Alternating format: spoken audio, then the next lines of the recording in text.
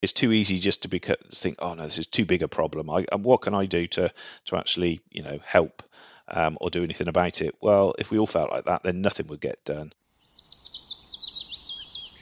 Welcome to the Green Urbanist podcast, where we explore sustainable placemaking, climate action in cities, and urban rewilding.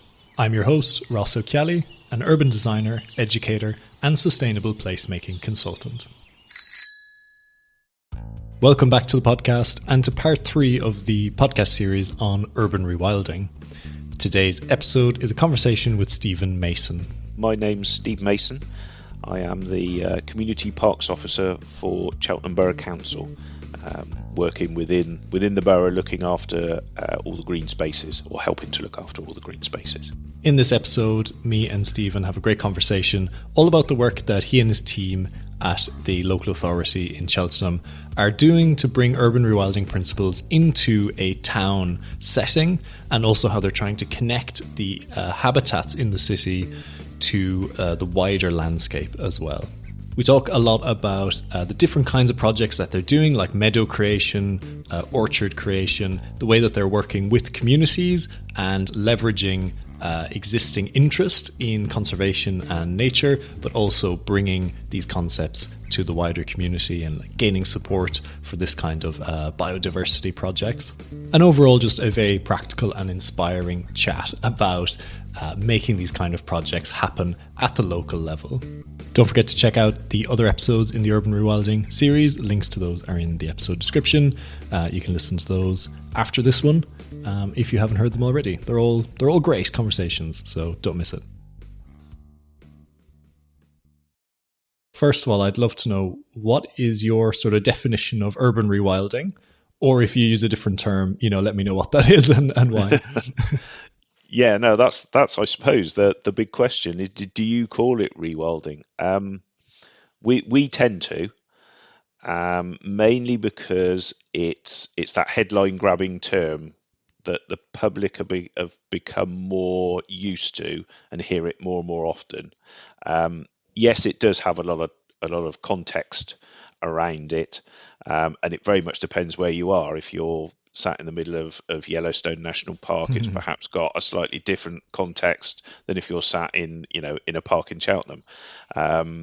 So it's having that sort of headline grabbing element to it, that we can say, yes, this is a rewilding project, and people think, oh yes, I sort of understand what that is.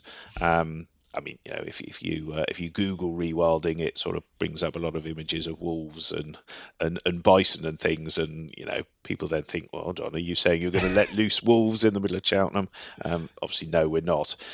But then and I think it will probably come up quite a bit during our conversation, is that communication with the community, with the local public, and then we go on to describe it as biodiversity improvements. Again, that's a term that's becoming more and more used, and people are becoming a bit more familiar and comfortable with it. So we sort of use that rewilding as the hook, as the yes, that's what we're doing.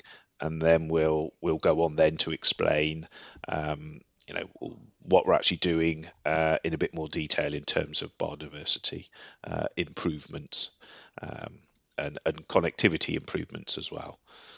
So yeah, it is an awkward one, and I guess you could probably spend far too much time thinking up of a name for it, whereas I just rather get out there and do it. So yeah, that's what we tend to do.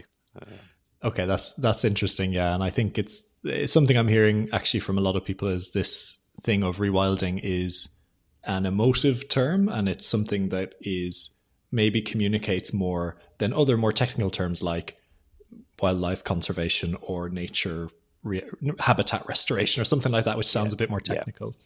Yeah. It's speaking to the community on a level that they're going to understand and get that hook into, and think, oh yeah, I'd like to learn a little bit more about that, or oh yes, I understand why they're doing it. So yeah. Great. So if you were at like a public engagement event, or if you were out in one of the parks in Cheltenham and someone asked you So what's this rewilding stuff about? Do you have like a sort of a quick elevator pitch that you give them to sort of explain it? Well, we would. So if they came to us and said, "What's this rewilding about?" They've obviously got that hook. They've understood that term. So then we would, or I would go on to say that it's improving biodiversity. It's introducing natural processes as far as we can into the town. And it's about improving and increasing the connectivity throughout the town and actually through the town as well. So enabling wildlife to enter the town, move through it, and then maybe out the other side. So yeah, Fascinating. sort of what we tend to use, and then that then facilitates a further conversation, and you can then describe in more detail about the exact what you're actually doing with the project. Yeah, that's great. That makes sense to me. So yeah, it'd be great to hear about what are you doing? What are your sort of projects, rewilding projects, or whatever badge you want to put on it, I suppose. Yeah. the projects where you're enhancing biodiversity and connectivity in Cheltenham. I'd be interested to know what you're up to. Yeah, I mean, it can be anything from, I guess its simplest element is just not mowing some verges. Now, a lot of people just sort of say, well, you're only doing that to save money. And no, we're not actually doing that to save money, because if anything, it doesn't save money.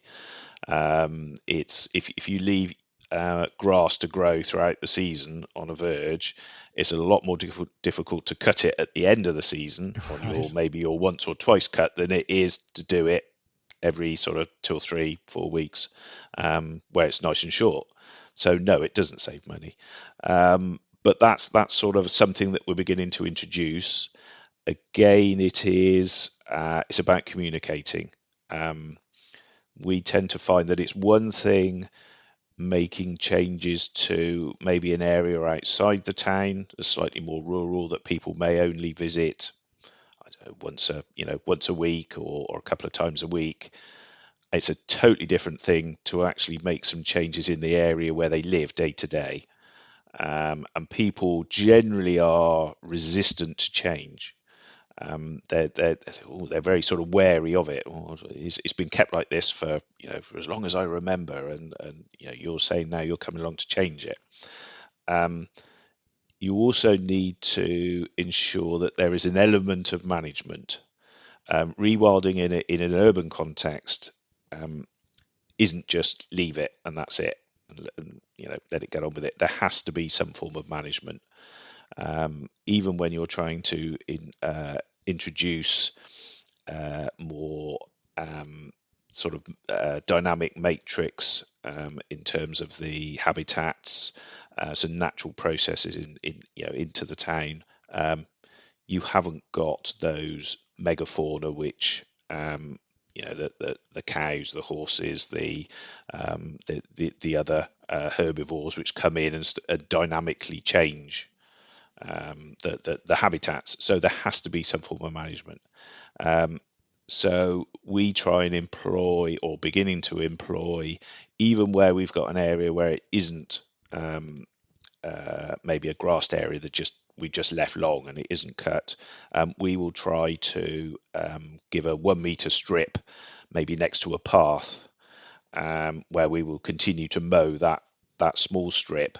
It just gives that element and that feeling for people that it is actually cared for, because I think people, that's what they want. They want their area where they live and they work and they're there from day to day, that actually somebody cares about it and they haven't just sort of just left it and forgotten about it. So we tend to find that's that's the best way forward. But it's communicating that. Again, it's something that we sort of highlighted that perhaps we haven't been as good as we could have done in the past. So we're employing some additional stuff onto our website to just communicate out that actually this is an area that is going to be maintained in a certain way. in terms of, yes, we're only just going to cut the 1 meter strip along the path. The rest of it will be left long, and it's meant to be left long. And these are the reasons why. So that's sort of from a very sort of simple thing that we've introduced. And then we got up to things like Pittville Park, which is probably our biggest park. I'll say it's probably our premier park. It's certainly the most visited. And there's the historical side on the eastern side in front of the pump room, if anybody knows it. That's the one that's very much kept as a traditional park, and it's mown, and it's sort of kept as a historic element. But the eastern side around the larger lake, that's a little bit more wild. There was running through it I think it was an 18-hole pitch and putt golf course. So as you can imagine, it was a closely mown desert right the way through the area, and I would think probably huge amounts of effort and maintenance and manpower was used to keep it like that. I do remember being much younger, actually playing around it. Well, I say playing, that sort of that confers an element of technical ability. I think I hacked my way around the course, but it just wasn't being used. And it really wasn't what we wanted on that area, that the park. So we've and it started before I joined the council, so we've decided to put a wildflower meadow in, or it's decided to put a wildflower meadow. Again, that was huge to begin with. That was big backlash from the local community, because all they saw it was, this is a park, an area of the park. It's always closely mown. That's always the way it's been, and now you're just leaving it, and it looks messy, and it's you're just forgetting about it, and it's only to save money. The people that started it off just played ahead and said, no, we're going to do it, and they communicated it and did as much communication as they could in terms of why we were doing it. And then when I got involved with the council probably a couple of years ago now, it was decided to enhance it further by using wildflower meadow seed that we collected from our hill. So as Cheltenham Borough Council, we own and manage Leckhampton Hill, which has some quite sizable areas of wildflower meadow up there. So we managed to collect the seed from there and brought it down into the town with the help of Cotswold National Landscape. They helped, and they supplemented some of the seed that we caught locally, or they harvested locally. So we brought it into the town, and it was a bit of an experiment, because if you can imagine that Leckhampton Hill is a calcareous limestone grassland meadows, and we're bringing it into the town to an area or large areas of the bit we were going to seed was actually an old tip. Wow. So we were sort of thinking, well, okay, let's see what happens. It's our seed, so it wouldn't be disastrous. We haven't paid thousands and thousands for this seed, so we thought, okay, let's see what happens. And we were amazed. Even the ecologist from Cotswold National Landscape was quite surprised and really pleased with what's actually taken, and the variety we've got, and it's come full circle in terms of the community. Because they can walk through this meadow, and you can just hear the insects and the life that's there. Whereas before it was like a complete death silence. Wow, yeah. It was just nothing. You could hear the birds in the distance, but that was about it. It was there was just no life there at all. Whereas now it's well, I say it's deafening, but you can just you hear the buzz and the crickets and the insects and the birds, and it's quite amazing. And the public are now completely on board with it, to the point where when we go in and carry out the management and we do our cut at the end of the season, we get emails that come in saying, "Oh, you've destroyed the meadow, you've cut it down," and we have to then go back and explain that no, actually it's part of the management process. In effect, what we're doing is we're becoming cows and herbivores, so we're sort of grazing it down, but just mechanically, and it will grow back, and it obviously does, and everybody's happy. But it's a really good sort of story that you start from a point where the local community is very wary and, oh no, we're not sure about this, right round, and it was really due to the sort of people involved that no, we are going to do this. We're not just going to say, okay, well, we won't do it, we'll just continue to cut it as it always has been. No, we're going to continue with this project. We think it's the right thing to do, and now the local community is totally on board. So it's a good news project, that one. And it's beginning to develop. We've actually extended it now over to the other side. There's a sort of road that splits through the area, and we've gone to the other side of the road now. Last year, we again harvested and sowed that area, and we're interested to see what comes up next year. So it's really good. And the benefits that it has, you can just tell the amount of wildlife that suddenly has colonized this area that just didn't have anybody before. It didn't have any wildlife before. It's really good.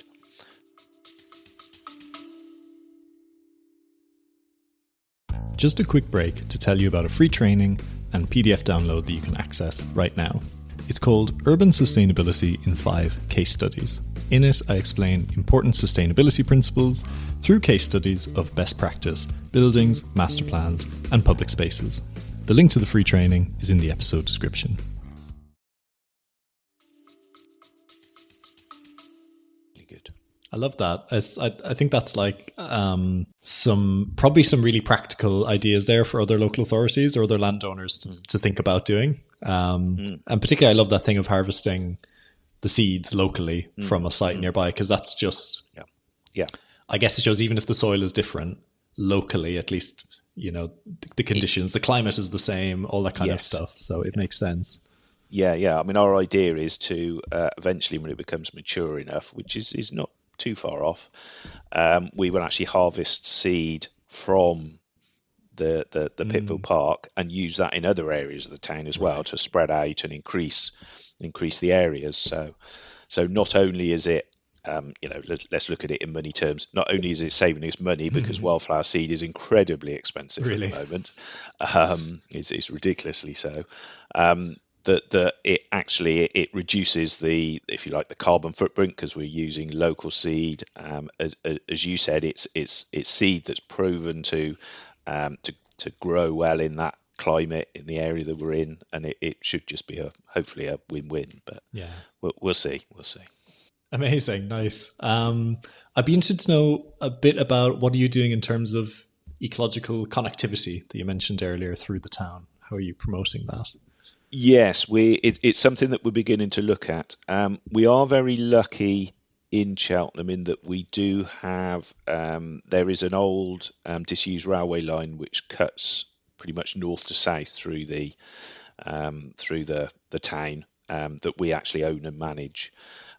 So we've got that connectivity line sort of pretty much there. So we don't need to do a great deal to actually produce that. But it's about enhancing that, and it's about connecting that with other areas of the town. So what we don't want to do is to create these projects, this nice little wildflower meadow here, or maybe a traditional orchard here, but have them as isolated areas. We want to try and ensure that they're put in the right place, and also with the right additional ecological features that will create that ability for wildlife to actually move through the town, and then into and out of the town. And we've also got, there's probably 3, I guess, but the main run being the River Chelt, is rivers running east to west. So we've sort of got those natural lines, and I guess a lot of towns probably have actually, if they actually looked at it. A lot of towns and cities, they have these natural corridors that are already there, and it's about connecting into those, and just making it easy for wildlife to move through, and move around to the various habitats that you might create, throughout the town. Yeah, that's great. I think another thing that I hope will become more common in coming years and decades is as we start to reevaluate the big road infrastructure that we have in cities, and as we start to slim things down and promote cycling and walking and these sort of more efficient modes of transport, we have all this street space that actually could become ecological corridors as well in terms of planting and more street trees and things like that. So who knows? Maybe more opportunities for other places. Oh, absolutely. Yeah, definitely. I mean, we are very lucky in Cheltenham as we do have a lot of street trees, quite mature street trees as well. But certainly, as you said, these, there are areas, I've no doubt, in any town, where you can increase the amount of street trees, and plant them up, and they do. If you put them, streets naturally are corridors. So if you just increase the number of street trees you've got, maybe little rain gardens, on street level that you can put in, then it's just going to benefit that connectivity. I wanted to move on, just ask a little bit more about some of the people who are involved and some of the logistics around the projects. But I just wanted to check that, was there anything else you wanted to mention before we move on to that? No, I don't. I say we could talk for hours and hours about the little projects that we've done, which maybe we'll do offline. But yeah, so we've. I mean, I guess the other big one, and certainly the one that I'm involved in, is putting in traditional orchards around Cheltenham. Cheltenham, as with many areas in the southwest, was a huge orchard area. You just need to look at the maps from even the 40s, the 50s. And they were just small scale traditional orchards absolutely everywhere. And we're sort of beginning to understand, and we all beginning to know that what an amazing habitat they are in terms of biodiversity. And I'm just trying to, I'd say I'm re-orcharding Cheltenham, just one bit, but one bit at a time. But it's creating those little islands of increased biodiversity and habitat. And the good thing about orchards is it's very much got a human element to it. So it's not just saying, right, this area is for wildlife and we're just going to leave it over there, and there's no sort of interaction, or very limited interaction with sort of the human element. Whereas with a traditional orchard, there is. You've got all those things that you can do from sort of events. You could go wassailing if you really want to, and drink lots of cider in the winter, right through to blossom events, to summer events, to apple picking events, and then you've got the actual fruit, and it's just an amazing place to be, really. I mean, there's nowhere else I'd want to be on a nice sunny day. As I was in an orchard at the weekend on Saturday, and it was just absolutely idyllic, and an amazing place.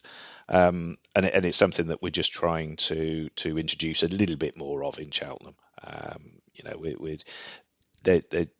We call them community orchards, and the key to it is to get the community.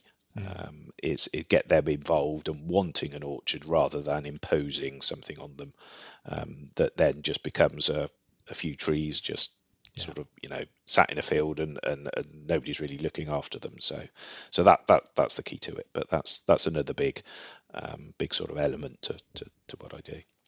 Brilliant. And I think that leads me on to my question about who's been involved and who have been the important actors involved in making these rewilding projects happen. It sounds like the local authority has been leading, but has there also been community groups or other businesses or anything involved like that?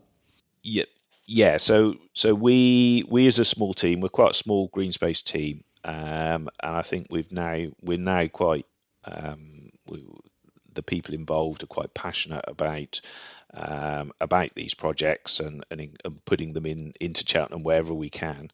But we can't do it on our own. I mean, we'd be forced to think that's the case. So we link in, and I've mentioned them before, Cotswold Natural Landscape, because we're right on the edge of the Cotswolds, and technically we're not in the ANOB, the Outstanding Area of Natural Beauty, but we're right on the edge of it. So we do have a good link in with them, and they give us all of those that sort of expertise and knowledge that they've got. We link in with the Wildlife Trust, so we've got Gloucestershire Wildlife Trust. We have big links in with them, and we link in with a number of projects that they do. So we can help facilitate those, and also we get that knowledge exchange. And then right down to sort of the local community, the friends groups. All of our parks, certainly our big parks, have friends groups, and a lot of the people there are very passionate about what they do, and so we get them on board, and they can help facilitate, be it from raising money to actually coming and actually getting their hands dirty and actually doing the projects as well. So it's a case for us of being the facilitator and just pulling in the knowledge from wherever we need it. There's always people out there who are willing to help projects like these, and it's just going out there and finding them. We tend to find sort of going to events, sort of local seminars, get our name out there, that suddenly you might meet somebody. And I mean, we went to a local one recently, and we met somebody from the Newt Conservation Project, who's looking to put in ponds in the area, specifically to help newts. And that suddenly you think, oh yeah, that could be a really good project. And so we're starting to have conversations with them, and it's sort of finding those people that are going to give you the knowledge you need. So the bit that we provide is the passion behind it, and then we just go out and find the people who can actually make it happen. So yeah. Sounds really collaborative, yeah, and I do get a sense as well that there's lots and lots of people, and we're quite scattered a lot of the time, of people who are passionate about these things and want to be involved in it. And it sounds like, would you say your team is playing a role in bringing those together and forming a bit hopefully more? Yeah, we hope to. And we hope to do that more and more in the future. So yeah, we're sort of that hub, if you like. Yeah. And we can provide the land and the areas to actually do these projects. I mean, we as a team get our hands dirty and get out there and do it. But then we can, because we got links in with the local university, the Gloucester University. Some of the students in the last few days have come to us and said, well, we'd really like to do this project in one of the parks. What do you think? And we're starting a discussion with them, and hopefully something will sort of come of that. So yeah, it's about facilitating, and just being as open as possible. Not being too closed off and saying, no, this is our park, and that's how it's going to be managed, and that's what each of these areas are going to be. It's about being open to new ideas and new ways of doing things. Brilliant. It feels to me like there's a lot of momentum now behind, call it rewilding or nature restoration or these sort of biodiversity, promoting biodiversity in urban areas. Do you feel like for your projects and your work, has there been any sort of larger systemic changes that you think have sort of facilitated that? Do you think there's changes in the politics or our mindsets or culture or something like that? Yeah, I think so. I think with the fact that people now understand biodiversity rewilding, they understand that there is a biodiversity emergency in the country. We're one of the we've got biodiversity has been depleted in this country probably more than any other in Europe, and we've got to do something about it. And I think having that mindset in the general public, or that sort of ability to think, oh, okay, yes, no, I understand that, that's fine. They may not engage fully with it, but they sort of understand why we're doing it. That then filters down to the local politics in the area and the councillors, because ultimately they represent the local community, and that's what they're in post to do. So to have the local community now sort of more on board with what we're trying to do, that does make it a lot easier. When we're out there and we put forward right, we're going to do this project within the park. Some of them slightly, large, like the Pitville. Some of them quite small. We're even also looking at maybe changing a lot of the traditional annual beds where they've got lots of annual plants that require huge amounts of maintenance and water and all that side of things. We've slowly been reducing those down to now we've just got a handful in Cheltenham, and we're even looking at changing maybe the one outside the municipal offices, which is sort of the big council building in the centre of Cheltenham, and we're even looking at changing that out the front, which has always been annual plants have been put in.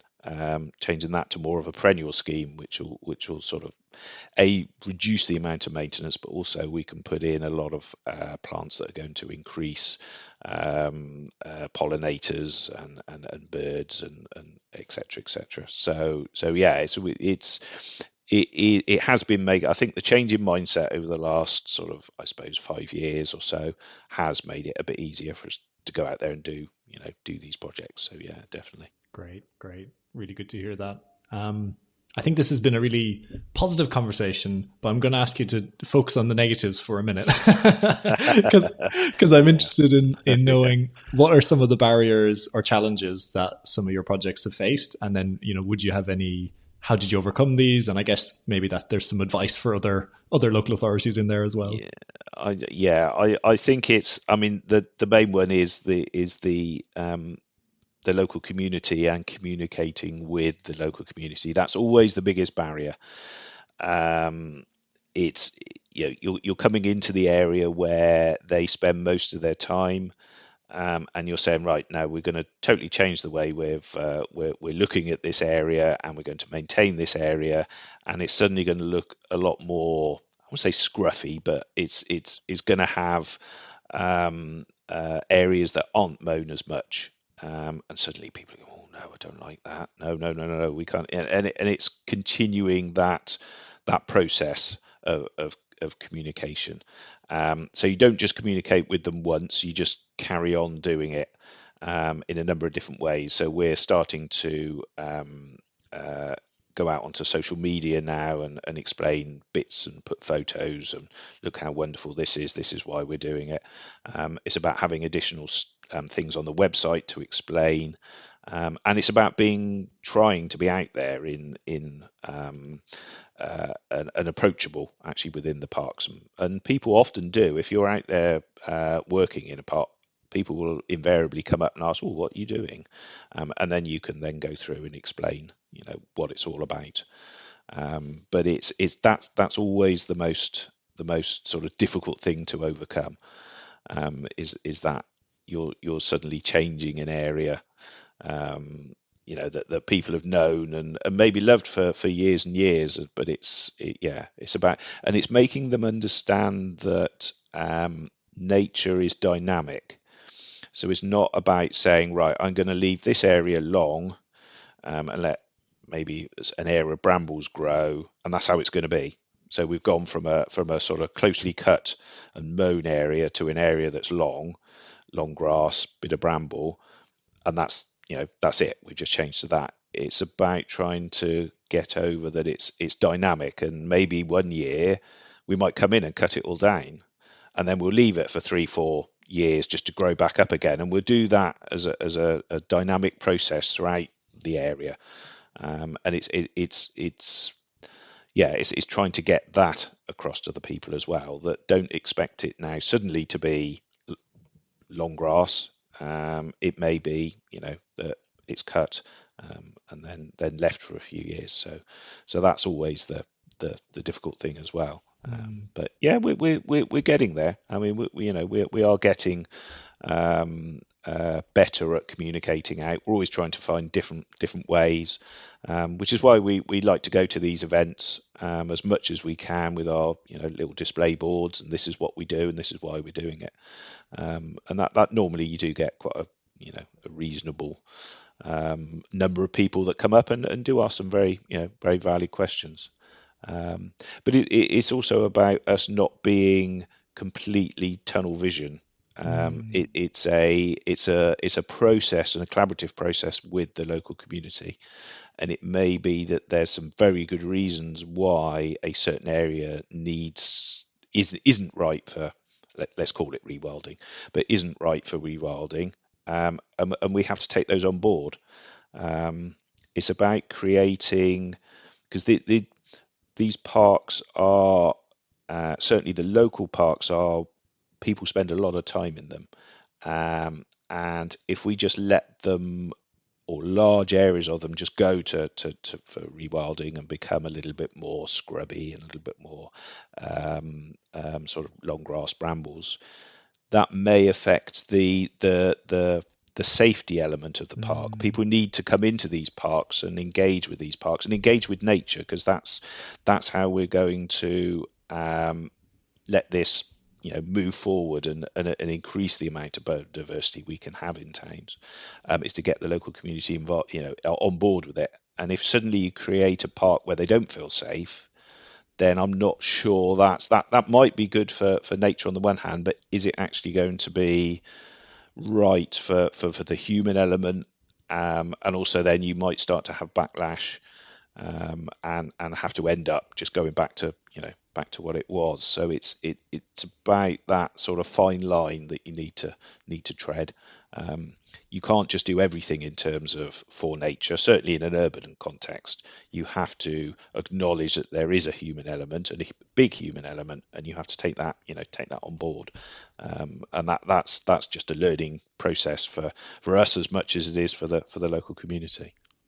Yeah, that echoes a lot with my experience. My background is in urban planning, town planning, and community engagement and collaboration is like such a fundamental part of that whenever you're doing anything. And it's often a case of telling them what you want to do and getting feedback, but also an educational element of explaining why you're doing something that maybe they hadn't considered was an option before, and why there might be some benefits to that. And it can be tricky, but I think when it's done well, it's it's so beneficial, and you learn so much from that process, that goes into your final interventions.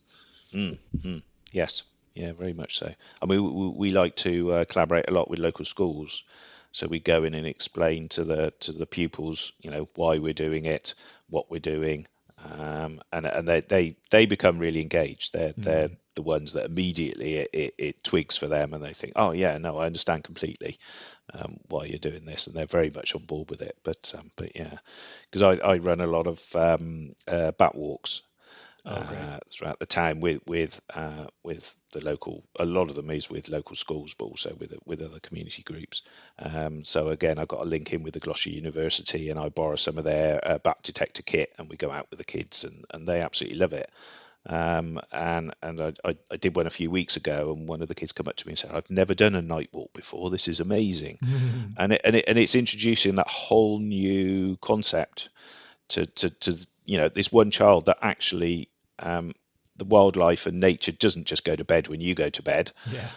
It's 24/7. It's throughout the night, and there are animals and creatures, and you can bats. There are all those owls, all sorts of things that are out and about. The foxes, we saw a few foxes on the walk, and they were all absolutely amazed with it.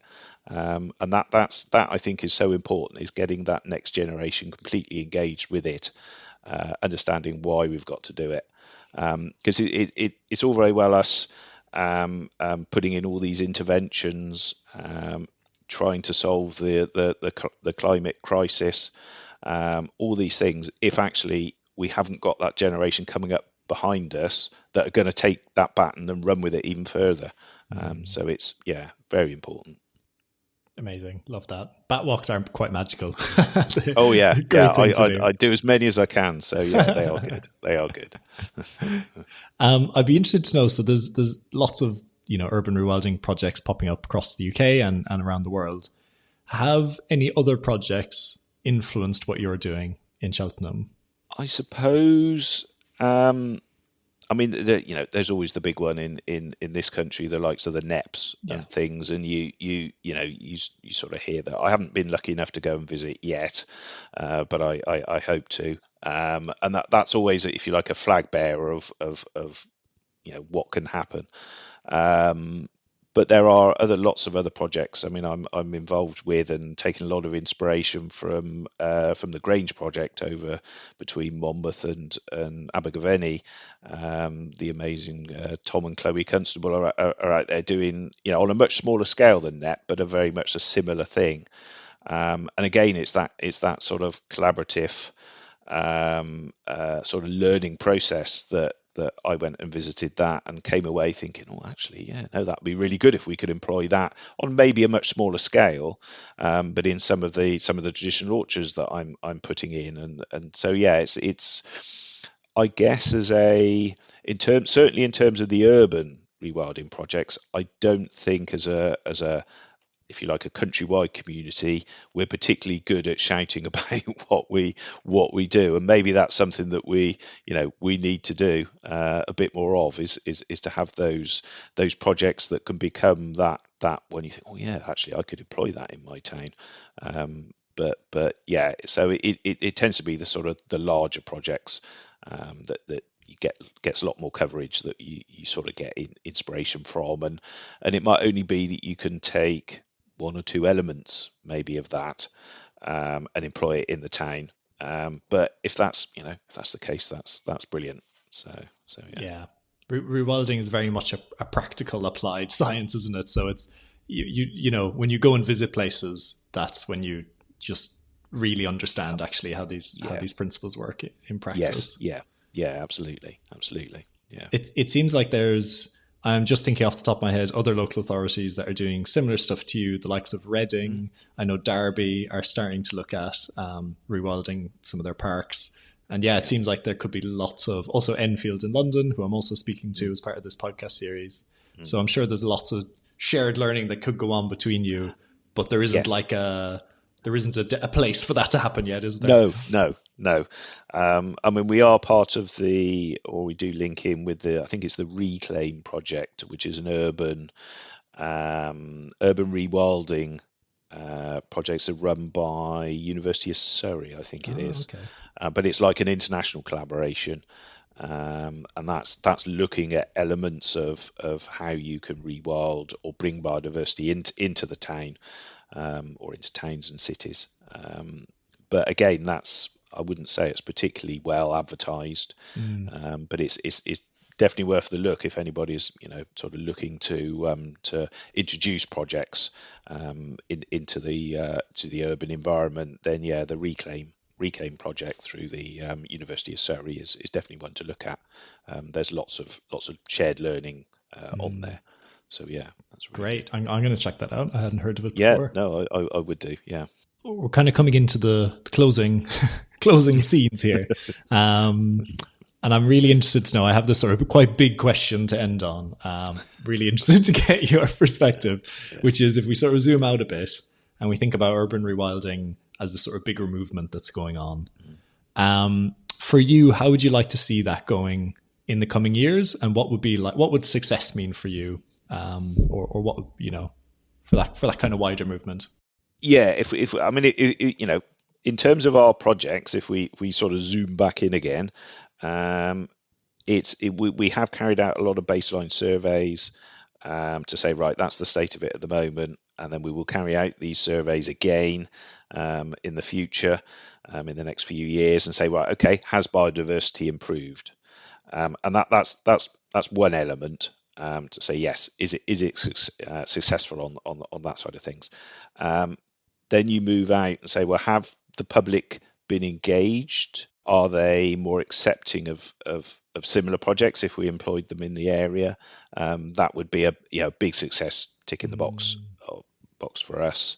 Has there been some quite good advertisement about it? Has it been out there on social media? Have we got people sort of contacting us from maybe local sort of papers and things to say, oh, we understand you're doing this, and that's always good. But then if you then move out to more along the lines of what you were talking about, it's having that joined up thinking with other local authorities.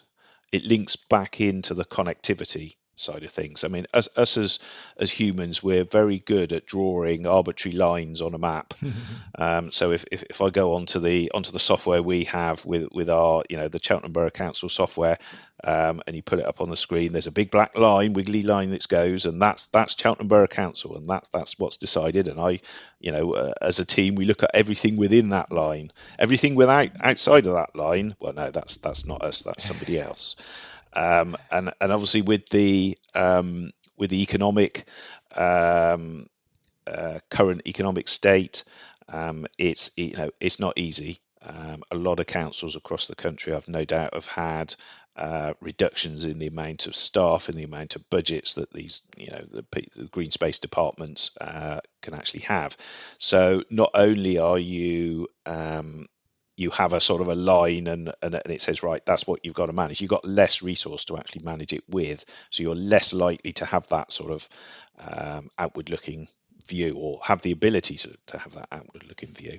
But I think it's so important. It's all very well for us in Cheltenham to say, right, we're going to put all these wonderful connectivity routes through our town. We're going to do all these lovely projects, and then that not actually connect up with other things that are going on around Cheltenham. It's trying to produce something that's on a landscape scale, not just a smaller urban scale.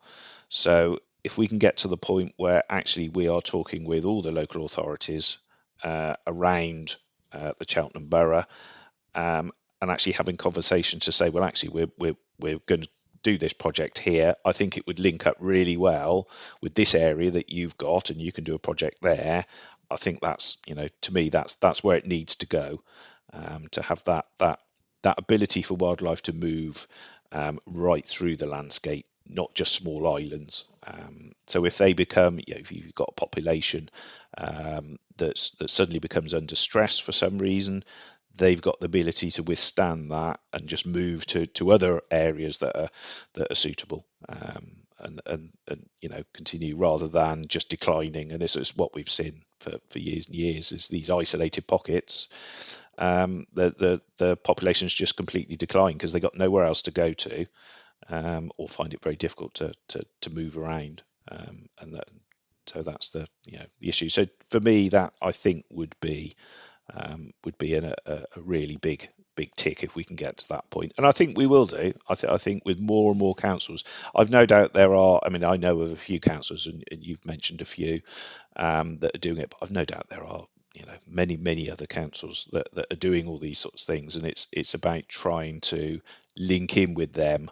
Maybe that needs to come from a sort of more of a governmental side of things to say, right, okay, we're going to set up this regional body which can look at how it connects in with and having all the local authorities on board. I don't know. I mean, it's difficult to say with the current economic climate, but I think we can't really just sit back and say, okay, we'll just wait for the government to do something. We just got to get out there and actually just start to do it, and start to make those connections with other local authorities.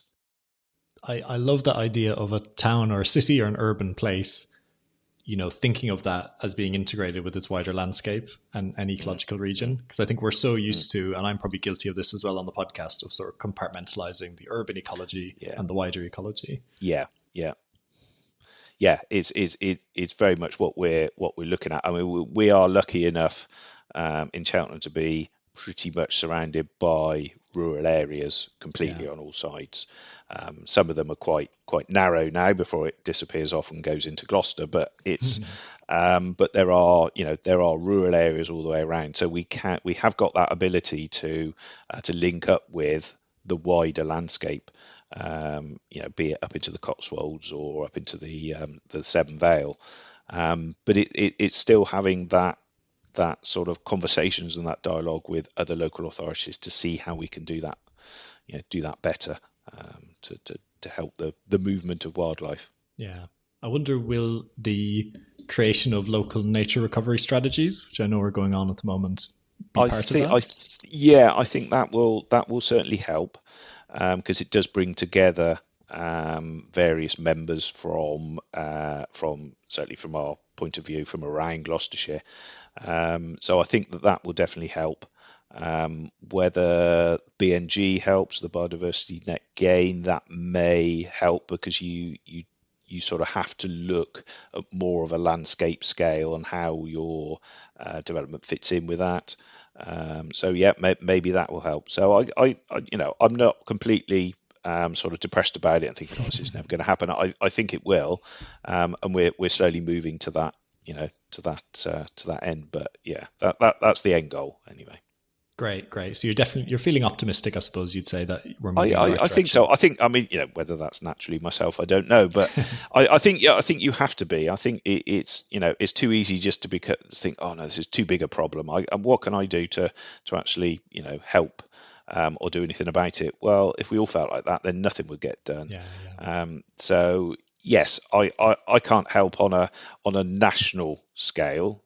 Possibly not in the role I have, but certainly on a local scale, yes, I'd like to think that I can do my little bit, and then hopefully it will help. And if everybody does that, then suddenly it starts to become more of a bigger picture.